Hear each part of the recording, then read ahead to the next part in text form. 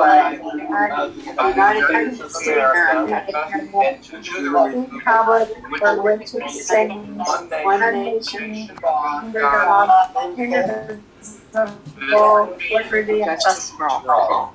There we go. Thank you. And go ahead and please mute, unless obviously you have a question or something like that. And I'll actually mute quite a bit of the time when I'm not talking because I am at work and we do not get very many phone calls during the lunch hour, but that's a possibility. I was looking at our roster. I don't see any. Do we have any guests by chance? Not seeing any. Okay. I do want to cover a few announcements, and then we'll have our speaker do a presentation. Couple of things I had mentioned, or one thing I'd mentioned in the weekly email. Poll workers are always needed, and there's more details in the email, but if you were interested in that, you can do either a half day or a full day, and that would be on August 4 and November 3 for the primary and the general. And the phone number is 785-251-5900. And if you do some volunteer work, and for this project or for poll working or any other community service project, please keep track of your service hours and then just send me an email or send it to Jeanette Weems. We do need to track that and report that to RI. Please complete your census if you have not already done so. You still have time to do that. I believe the date was extended clear to October 31st in light of the COVID problem. I think that is it for announcements. I think we have a very informative presentation today. Our speaker is Monique Hammond, and Monique is a registered pharmacist who lost hearing in her left ear a little over 10 years ago, I believe. And as a result of that, it really was a life changer for her. She had to quit her job at the University of Minnesota Hospital Pharmacy. She graduated with high distinction from the University of Minnesota College of Pharmacy. And then after losing her hearing, she did 5 years of research and wrote a book, which is What Did You Say? An Unexpected Journey into the World of Hearing Loss. And she was appointed to a number of positions. The governor in Minnesota appointed her to the Commission of Deaf, Blind, and Hard of Hearing Minnesotans. She's also past president of the Twin Cities chapter of Hearing Loss Association. And she's done many presentations on hearing loss, including about 30 different Zoom presentations for Rotary clubs. And with that, I'd like to turn it over to Monique and let her do her presentation. And thank you for joining us. Well, good afternoon, and thank you both so very much for having me today. I thank you for the invitation to Zoom with you today on the topic of hearing loss, an issue that really very rapidly and also permanently changed and upset my life. And so we'll be talking today about hearing loss, particularly the hearing loss that we acquire, the hearing loss that we get, because there's the hearing loss that we might be born with. Two different presentation. So anyway, so we're talking about the hearing loss that we get, or acquired hearing loss, and we'll talk about it from the point of view of it being a silent epidemic, should we say, and being a silent epidemic. And so it is also recognized actually already as a serious public health issue.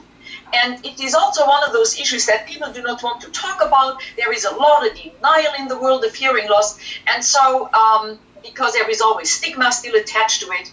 And so that, of course, gets me all the more energized to keep on talking about it, because this is not going away.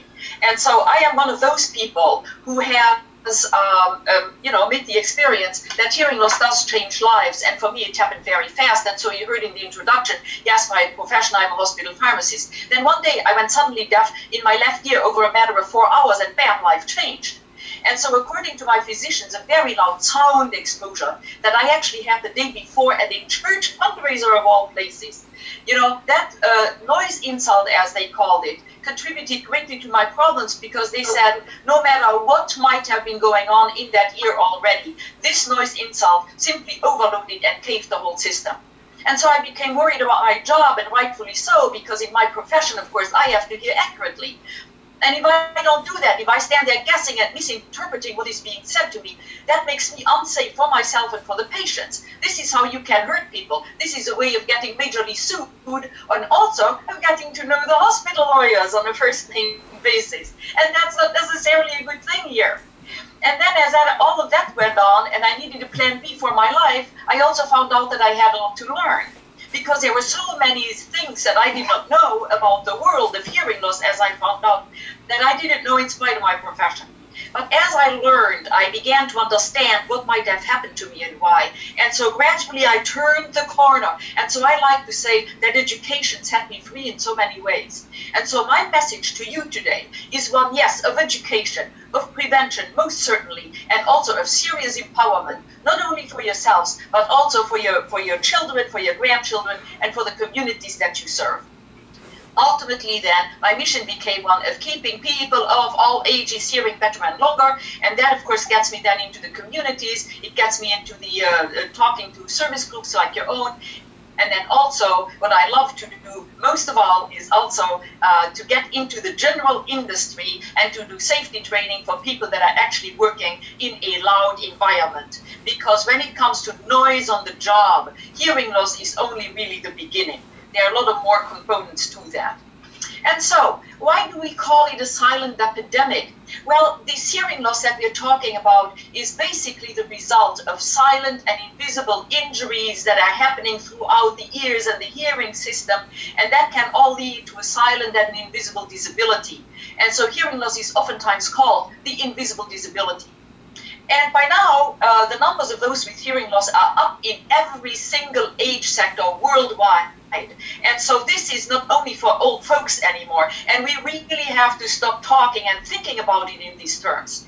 Johns Hopkins Medicine tells us that by now, 1 in 5 Americans, age 12, think about that, age 12, these are school-aged kids, and in my mind that is so pathetic that we have to talk about that. But 1 in 5, age 12 and over, has hearing loss significant enough to interfere with daily communication. And so yes, hearing loss is a communication issue at any age. And so what people are bothered most with is that they cannot understand speech in the least amount of background sound. That is a major struggle, and that is a major struggle at any age. And so you can imagine a 12-year-old sitting in a schoolroom and now in a virtual classroom and already cannot understand all of the details of what the teacher is talking about. So can you imagine what that does already to their education and maybe already to their future? And so, yes, hearing loss becomes a quality of life issue at any age. And so, because it is a communication disorder, it affects people socially and emotionally. And so they come to our meetings, at the support group meetings at the Hearing Loss Association here in Minneapolis, and they tell us that hearing loss actually dissociates them. It is putting distance between them and their social contacts, their families, their friends, and also with their people at their jobs, because they feel that they're continuously behind, hearing, interpreting what is being said, and it is very tiring. And so people with hearing loss tire easily. They're running to what we call listening fatigue. Hearing loss is tiring. And so, as we now have to isolate ourselves and insulate in order not to spread that virus around any more than we have to, that COVID virus, we have to distance at 6 feet and more. And also we have to wear masks so that we respect ourselves and respect others and do not go and spread this thing any further. But with people with hearing loss, this is all interfering with our communication. Because how do we communicate? Our big tool is to see our communication partner head on, and to talk to that person and to see the eyes, to see the facial expressions, and also to see the mouth move. We call that lip reading, but actually it's called speech reading. Now, with the masks on and we're being distanced, this is almost totally wiped out. Now, there have been masks around, and they have been around for some time, and they mostly were used in the medical professions. Like, for instance, dentists had them, radiologists, doctors who are doing procedures, and we have to give people, ways of doing things, of behaving, what to do, what not to do. And so we have to see those lips move. And so this is what the masks that the Safe and Clear company is doing. This is the mask that we're talking about. And you see that the lips are visible through a band of fog-free vinyl, basically. It does not cover the nose, because vinyl over the nose in my mind doesn't work very well. But however, now that this company is totally back ordered, and I haven't their website lately, people are making these things at home, and so I have seen on YouTube's sort of patterns where they're covering the whole face with vinyl, you know, and I don't think that that is a good thing. So if we are doing these masks, and I know that Rotary is very much involved, at least many of them, with getting masks distributed in the communities and supporting the mask movement, if we do them at home, then maybe this is a good way of looking at it. This is actually FDA approved from what I'm told, and to look at a pattern that is actually has worked and that is also seems to be safe.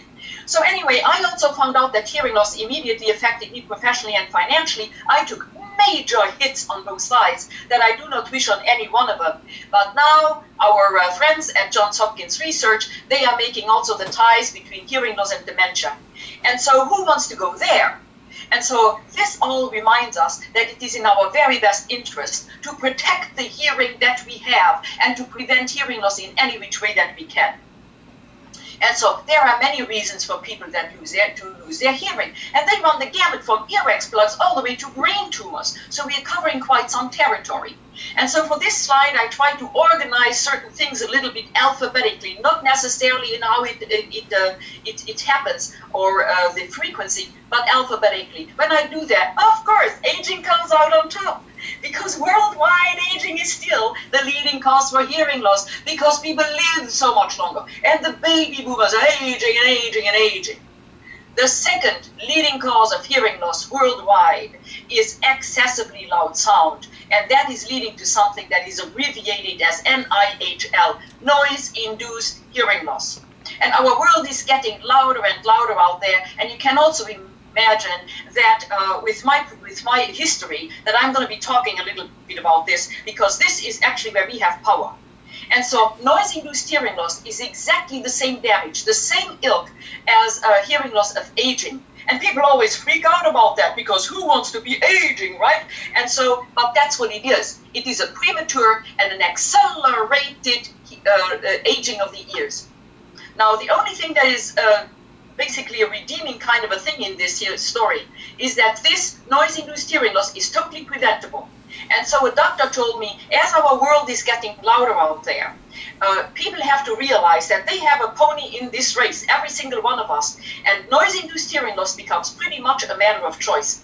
And so people say, oh, what choices do I have? Well, first of all, when it comes to the sound and the power that the power of the sound that we have in our lives, that we create for ourselves, that we let others create for ourselves. You know, we can do some serious down-clicking on those MP3 players or the telephones, apps that we have. Also down-clicking on that insanely loud amplifier that we might be having on our home entertainment centers, that we are cranking up so loud. I mean, just crank her up so that the walls are shaking and we are feeling the movie. You know, we also have to start worrying about that woofer in the car and how loud we are turning that up. We have all sorts of ways where we have to have awareness and click on down. We can also protect ourselves with hearing protection that is in the ear or on the ear, the way they do in the industry. But you know, we first have to read on the back of the earplug packages how to install these things correctly so that they actually do help. And so, yes, we have to make a lot better choices, and we have to also start sharing those choices and giving a reason for those choices to our children and our grandchildren who are out there, as I am speaking, really, really hurting themselves. And so people say to me, well, where is all of this damage happening? And I think it's very important. We can talk about things all we want, but unless people see what really is happening here and why this is so toxic, I think we have to take a look at the anatomy of it all. This is a very simplified diagram that I made for the book that was mentioned earlier. And so you can see here basically what the ear looks like. Now, when it comes to noise-induced hearing loss and hearing loss of aging, the problem is with the inner ear and the hearing nerve. And I think when I say the word nerve, we all know that that is not a very good story. And so on this diagram, the inner ear is the larger structure here with that snail-shaped organ that we're going to be talking about a lot. And then also there are loop-de-loops up on top. We will not be talking about those because those are for balance and equilibrium. So we'll talk about the snail-shaped organ and then also about the hearing nerve, which is basically an electrical cord that ties the whole thing to the brain. Now, this snail-shaped organ here is the hearing organ of the inner ear, and it is called the cochlea. And in Latin, cochlea simply means snail, so there is no reason here to doubt why it was called that, right? It is the snail. And so we have two of those snails because we have two ears, one for each ear. In real life, this cochlea is the size of a pea, like in peas and carrots. Everything is very small here, but everything is not built in order to sustain and to tolerate the abuse that we submit it to. And so in each cochlea, we have some 20,000 or so very finely tuned and very fragile hearing cells. That's all we get for a lifetime. From the time we are born to the time that we die, maybe at 105, we have 20,000 of these cells per year also. Actually, if you think about it, that is not very many. And when those cells become damaged, when they start to falter and they start to die, then that is the way they remain in us humans. Because in humans, in mammals, they do not rejuvenate themselves spontaneously the way they do in birds and fish. And so this damage for us is then permanent. And so it is, however, the fact also that we have research going on. And a researcher told me one time, he said, yeah, I can actually grow these hearing cells in my lab. I have a lot of ways of doing that. He said, but I have to make them work. And so that tells us that in this very extensive and expensive research, there are all sorts of glitches and hiccups going on that, and it's going to be a while before we are reaching this point where the general population is going to be serviced by the results of this research. So it is, however, these 20,000 or so hearing cells that are now going to be interpreting the sound that has traveled their ways, through the air and through the ear, and finally has come to the cochlea and to the cells, and they are going to be translating that sound energy now into electrical signals. So the ear is a transducer, and it is very difficult for the ear to change one type of energy to a different type of energy. And then we are going to go and we are kind of messing with that very important and very fragile kind of a system. And it is those signals, those electrical signals that are produced in the cochlea that are then going to be traveling by means of this hearing nerve, which is an electrical cord, and they are traveling via that hearing nerve then to the brain, the hearing portion of the brain. And this is where these signals are being interpreted, they are being decoded in a way. And so in so many ways, we are actually hearing with our brain. And so people come to me and they say, well, I can understand that these hearing cells, that they are, as I am aging and everything else is taking a hit inside the body, outside the body, I can also imagine that these cells are taking a hit. And that is the truth, for many people, and sort of a recognized thing that aging does predispose us for hearing loss. But they wonder, how come that sound is so toxic? And so for that, we have to remember that a sound wave is a pressure wave, and that it is that sound pressure that is giving sound its volume, its loudness. But it is also that sound pressure that becomes so tremendously toxic to these poor cells. And so as it gets loud out there, those sound waves are packing the pressure punch. They come barreling through the air. They are caught by the pinna, the visible portion of the ear. They are ripping through that ear. And in the cochlea, the pressure levels are mounting to toxic levels. And so with every single repeated and prolonged exposure to excessively loud sound, no matter where it comes from, on the job, off the job, Mother Nature doesn't care. These hearing cells are beaten down repeatedly over and over until they bend and they snap, and all of a sudden we might be coming down from a healthy hearing cell like on the top of this picture all the way bam, bam, bam to a severe kind of a case of damage. Actually, I have that severe kind of a case of damage in my left ear, and believe me, it isn't very helpful anymore.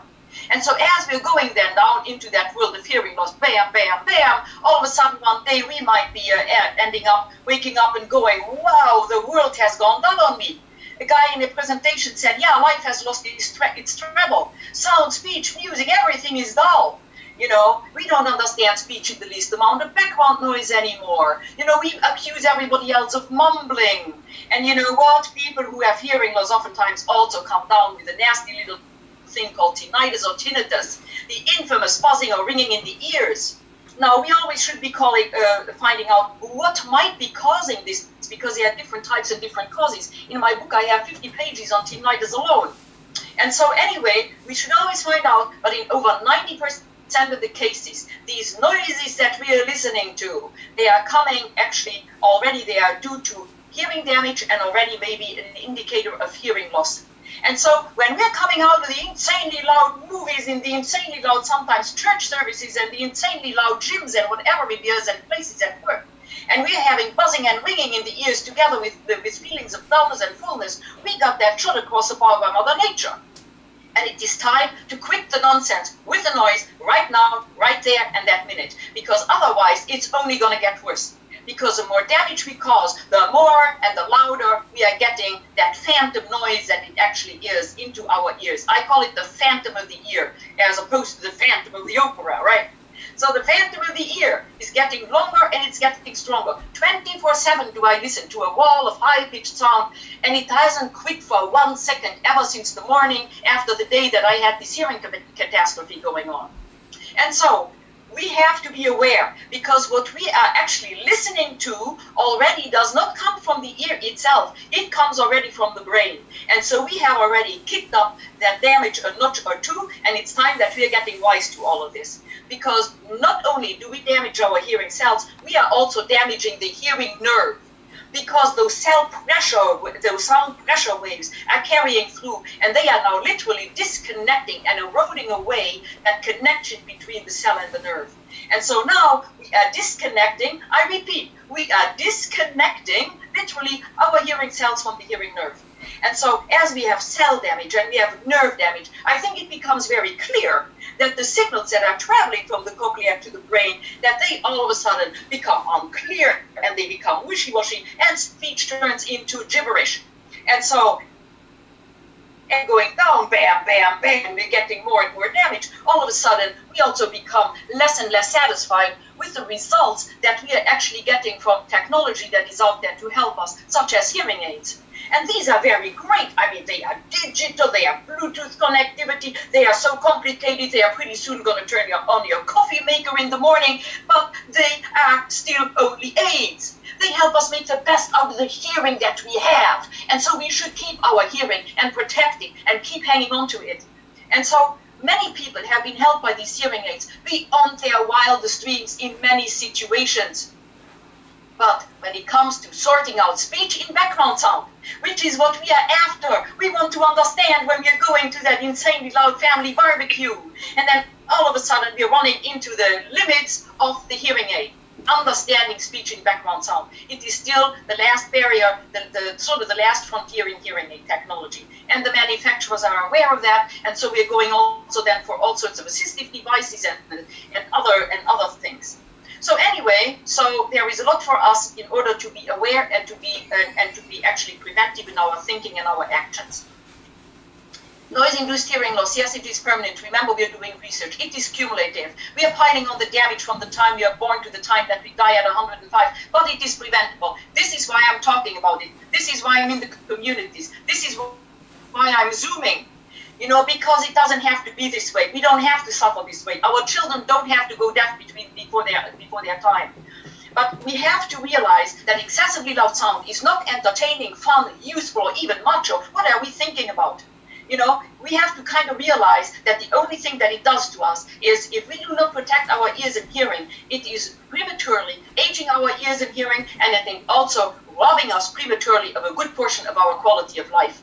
And when I'm saying all of that, I think there is another toxic myth and a falsehood that has to die right now, today and this minute, and that is what I hear all the time out there, and that is that the human ears become used to loud sound. No, they do not. They do not become used to loud sound. They do not become immune, resistant, or tolerant. All of a sudden, we're finding all those beautiful expressions to lie to ourselves, because that's not the truth. Unprotected human ears never never become used to it. The only thing that they do become is the deafer to it. Deafer and deafer and deafer.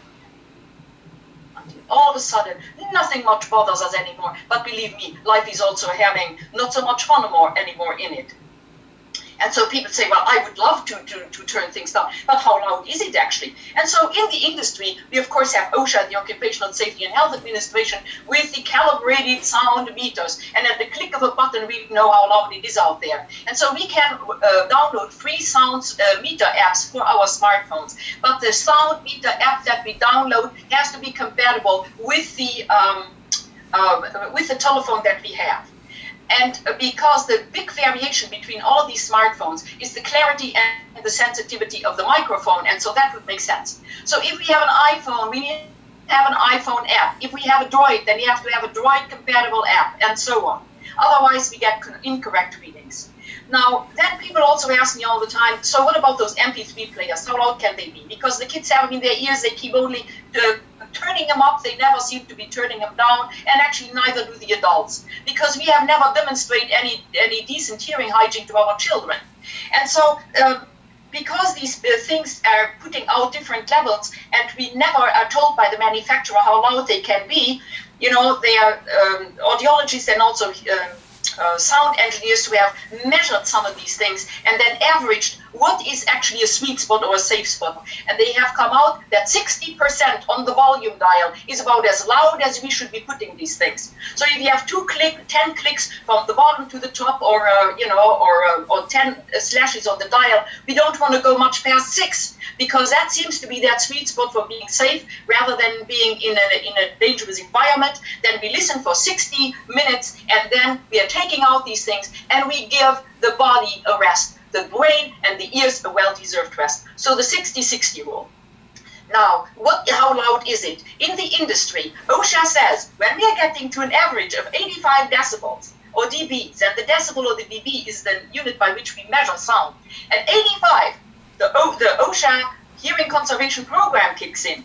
The iPod, when that first came out, was tested, and it put out over 100 decibels. At 100 decibels, that is phenomenal industrial noise. Actually, in the many industries, people have to double protect themselves, with the earplugs and the earmuffs combined. What do we do at home? Probably nothing at all. We ride the motorcycles without any hearing protection, and they are topping out at 100, 110 decibels, but we are getting used to it, right? Yeah, right. So anyway, 110 decibels. At 100 decibels, your total daily sound exposure dose is 15 minutes, 15 minutes per 24 hours. And we go and we only click up, we never click down. So we also have to develop some hearing hygiene.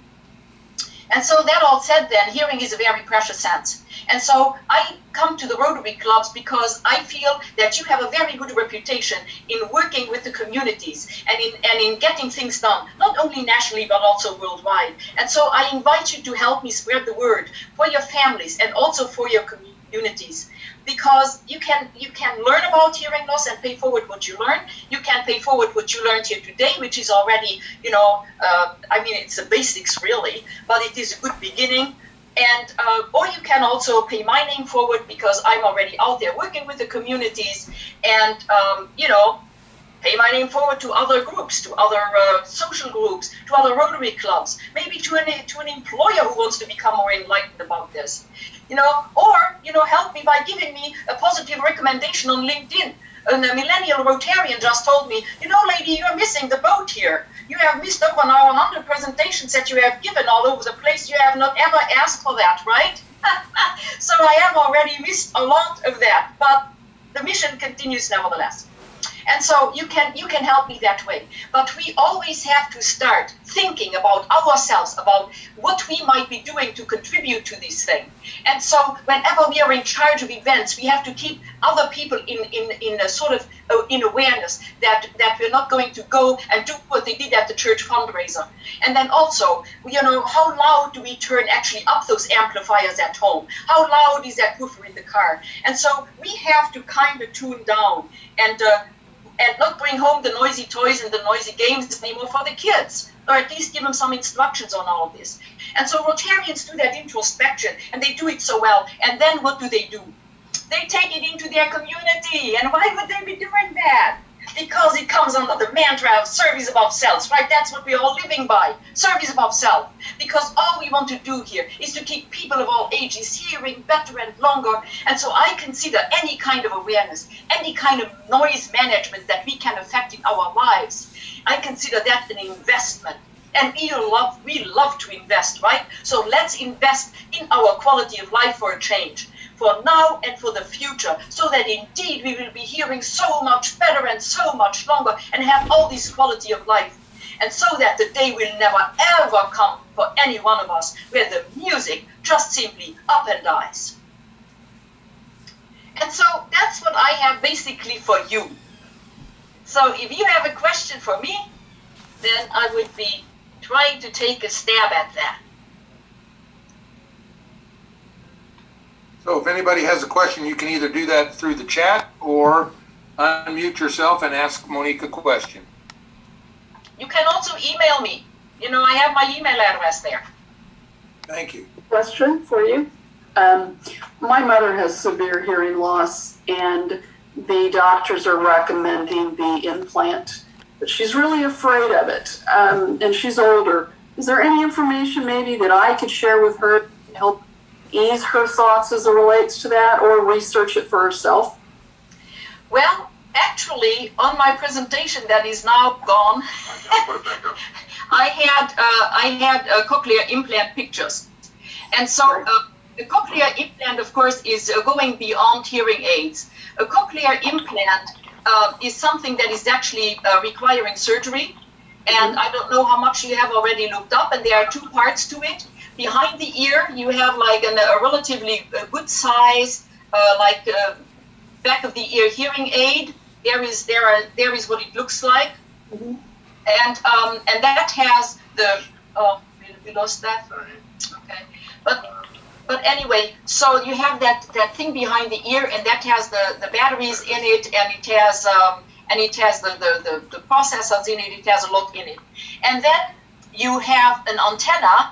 Here it is the white portion that is going from the piece that is behind the ear, an antenna that is actually connecting to a transmitter antenna. That transmitter antenna, here it is a black piece, there it is a white piece, connects with the implanted portions. And here is the implanted portion. And there they have to make a cut sort of behind the ear there in the skull, and then they kind of dig a little bit so that the bone becomes shallow, so that they actually can fit that implanted piece into that plate. And then what looks like a spaghetti here, you know, these little things that are hanging down here, those are electrodes. That's about a couple of dozen electrodes, and they are supposed to now do the job of the 20,000 or so hearing cells that have died.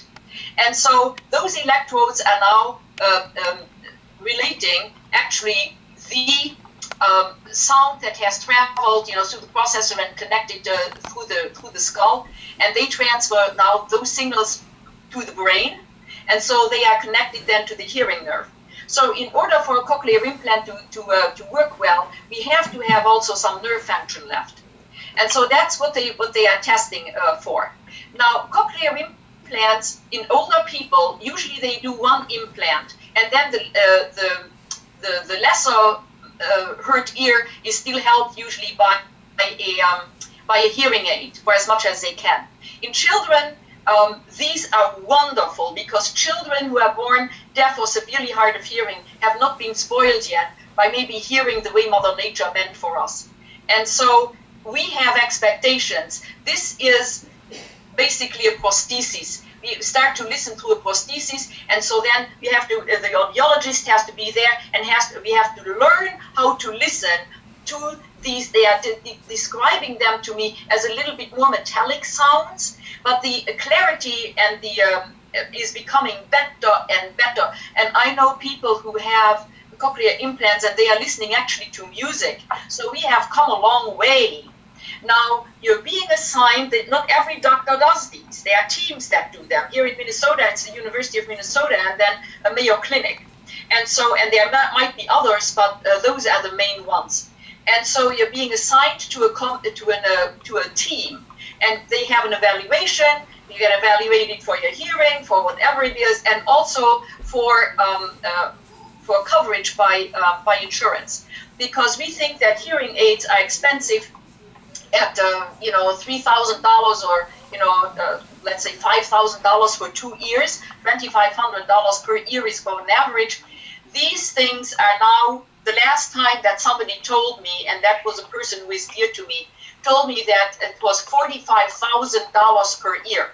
So you can imagine that the insurance companies bristle a little bit, and that there is going to be, but the implants, they are more and more that they are used, and so then the prices are also coming down. But it is surgery, and it does take training in order to listen to them. Now, that said, there is now a company that is making all of that stuff that is behind the ear all gone. And it is all incorporated in this big flat disc here that is now communicating with the inside portions. And so this is called the Rondo. And so it's more acceptable to many people. You can hide it under your hair. Now, it's the company that makes this one is Medel, M-E-D and then E-L, Medel. And so those are the choices. And so I have a friend who has this one. And so when she, but it's kind of weird because she says when she talks to on the telephone, she has to put the receiver up here because that's where all of the sound is, you know? So anyway, so it's something to explore and to be evaluated for if you're interested. And so it's, whether it depends a lot on how much people are cooperating. If you have an uncooperative person, it's not going to be working very well. It's learning, it's surgery, there is recovery, and then after the surgery, the whole thing has to heal before they even can go and do all of this, how should I say, the programming by the audiologist. So it is an involved process. I hope that helped. So I have a question coming through on the chat. I understand that hearing aids are to be covered by insurance soon. Is that correct? Well, that depends. Hearing aids, it depends on the insurance that you have. There are already now companies that are saying that you can use hearing some safety or some health savings account, that you can use them for hearing aids, you can use them for hearing tests, and then also for glasses and all of that kind of stuff. People always wonder why, if this is affecting so much of the older population, why Social Security does not pay for hearing aids. In order for Social Security to pay for hearing aids, we have to literally amend the Social Security Act, Title 18 to be exact, because when the Social Security Act was designed, hearing aids were not included. Nobody had any idea how this technology was going to be exploding. We had the old clunker analog hearing aids in those days that gave feedback to people, and they were basically not very expensive and they lasted forever. But that technology has been totally superseded now by the new technology. Now, actually, in March of last year, there was some legislation introduced in the House by two ladies, Debbie Dingell, and the other one was Macbeth, I believe, from Georgia and Michigan. And they proposed that Social Security Act be amended. And so it has already passed through committee. But now where is it? On whose desk is everything lying? That is a big good question that we have to kind of wonder about. So this is another thing that we have to pick up on, at some point in time. But that's what it takes in order for Social Security to pay for it.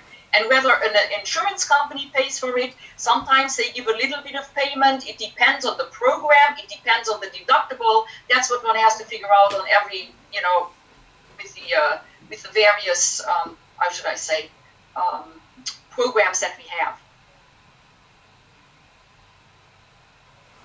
Does that help? That was very helpful. Maybe one last brief question, and if there's anything else. I do appreciate the presentation, Monique.